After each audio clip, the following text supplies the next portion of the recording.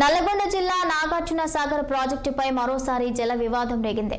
తెలంగాణ నీటిపారుదల శాఖ ఆధీనంలో ఉన్న సాగర్ డ్యాం వద్ద కేఆర్ఎంబీ అనుమతులు లేకుండానే ఏపీ ఇరిగేషన్ అధికారులు కుడి కాలువకు 2000 క్యూసెక్కుల నీటిని విడుదల చేసినట్లు సమాచారం.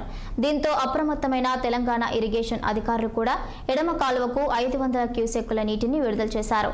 కేఆర్ఎంబీ అనుమతులు లేకుండానే ఇరు రాష్ట్రాల అధికారులు కాలువలకు నీటిని విడుదల చేయడంతో సాగర్ వద్ద మరోసారి ఉద్రిక్త పరిస్థితులు నెలకొన్నాయి.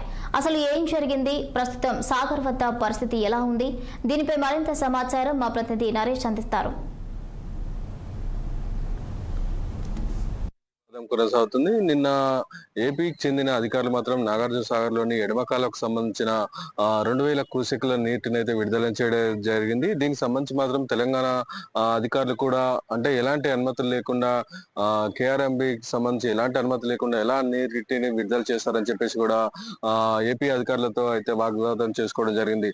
దీనిలో భాగంగానే అటు ఏపీకి సంబంధించి అటు పల్నాడు గుంటూరుకు సంబంధించిన నీటి అవసరాల కోసం అని చెప్పేసి కూడా ఏపీ అధికారులు నీటిని విడుదల చేశామని చెప్పేసి కూడా చెప్తున్నారు. మొత్తంగా 2000 క్యూసెక్ల నీరుని అయితే విడుదల చేయడం జరిగింది.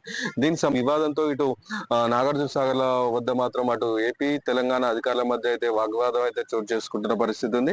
అయితే ఇది రెండు రాష్ట్రాలకు సంబంధించి జల వివాదం ఇప్పటికే కొనసాగుతుంది. అయితే ఈ వివాదం కొనసాగుతున్న నేపథ్యంలో అక్కడైతే నాగార్జున సాగర్ డ్యామ్ వద్ద మాత్రం పోలీసుల బందోబస్తు అయితే నిర్వహిస్తున్న పరిస్థితి ఉంది. అయితే గతంలో ఉమ్మడి రాష్ట్రంలో ఈ యొక్క నీటి వివాదం కృష్ణా ట్రిబ్యునల్ బోర్డుకు సంబంధించి కూడా నీటి వివాదం అయితే తలెత్తున్న పరిస్థితి ఉంది. 2015 సంవత్సరంలో అటు తెలంగాణకు సంబంధించి కూడా మొత్తం 299 టీఎంసీల నీటిని వాడుకోవడానికి అవకాశం ఉంది. అలాగే ఏపీకి సంబంధించి కూడా 512 క్యూసెక్ల టీఎంసీల నీటిని వాడుకోవడానికి అయితే అవకాశం ఉంది.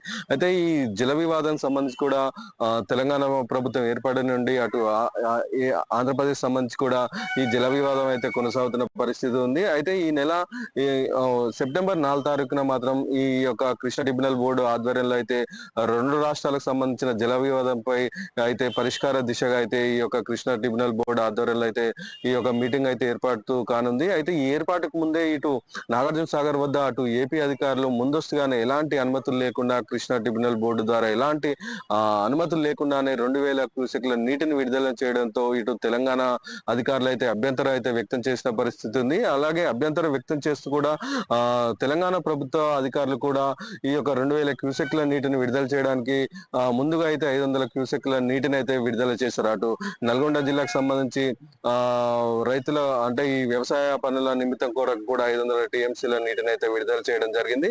అయితే అటు ముందుగా ఏపీ అధికారులు ముందుగా ఎలాంటి అనుమతి లేకుండా నీటి విడుదల చేయడంతో ఇటు తెలంగాణ అధికారులు కూడా నీటిని విడుదల చేయడంతో అయితే ఇటు ఇద్దరు అధికారుల మధ్యన అయితే మాటల యుద్ధం అయితే కొనసాగుతున్న పరిస్థితి ఉంది. అలాగే అటు ఏపీకి సంబంధించి కూడా మాకు ఇంకా మిగిలి ఉన్న 115 టీఎంసీల నీరు మిగిలి ఉంది, దానికి సంబంధించి మేము నీటిని విడుదల చేశామని కూడా చెప్తున్నారు.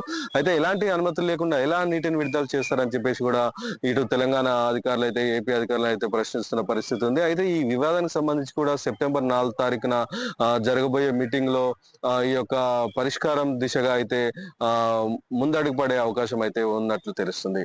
నరేష్ 6 టీవీ నల్గొండ నుండి. అర్జున్.